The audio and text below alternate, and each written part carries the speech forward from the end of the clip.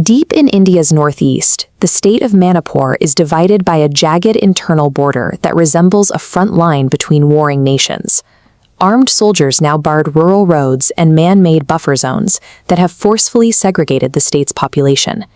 In early April, a suspected projectile strike hit a home near one of these internal borders, killing a 5-year-old boy and a 5-month-old baby while they slept. They are part of a death toll that has now surpassed 250 people. Today, Manipur is swarming with local police, the army, and over 270 companies of Central Armed Forces, yet the state remains unable to secure its own territory or protect its citizens in their own homes. To understand why this violence has become so intractable, we have to look at the state's physical layout, which functions like a massive sports stadium. The center of the stadium is a flat central plain that makes up just 10% of the land, the traditional home of the majority Métis population. The remaining 90% of the state consists of the surrounding mountains, primarily inhabited by the Kuki and Naga tribal communities. The current conflict is built upon this physical geography, where the natural difference between the flat valley and the steep mountains was converted into a rigid political boundary. This division was established in the 1800s.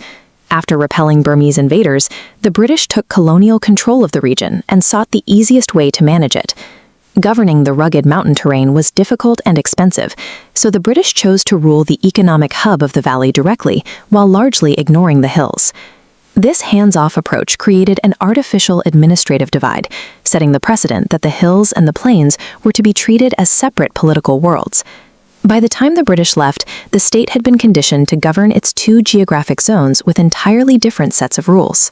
After independence, India solidified this split with the 1960 Land Reform Act, legally separating land rights by elevation. Under this law, hill tribes like the Kukis and Nagas could buy property and move into the Métis-dominated valley.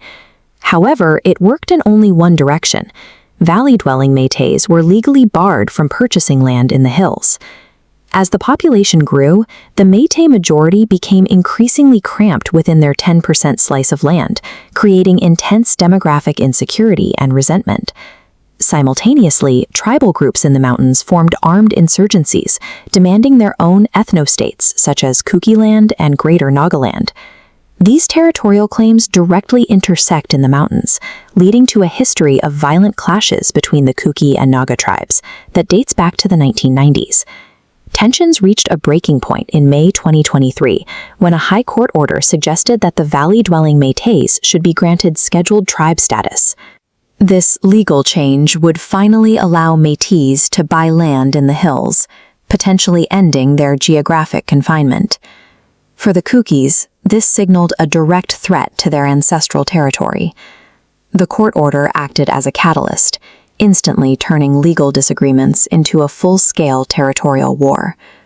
The violence has since escalated to include the Naga community, leaving Manipur trapped in a three-way standoff that the official government appears unable to break. Much of the state's geography is now controlled by community militias and armed vigilante groups, rather than the civil administration. This collapse of order has displaced tens of thousands of people, forcing them to live in crowded relief camps within their own state. The government's primary response to the crisis has been a series of long internet shutdowns, obscuring the scale of the violence from the rest of the world. While the state suffers, the central government has frequently prioritized election campaigning in other parts of the country over finding a solution in Manipur. Simply deploying military battalions cannot resolve a divide rooted in decades of geographic and legal segregation.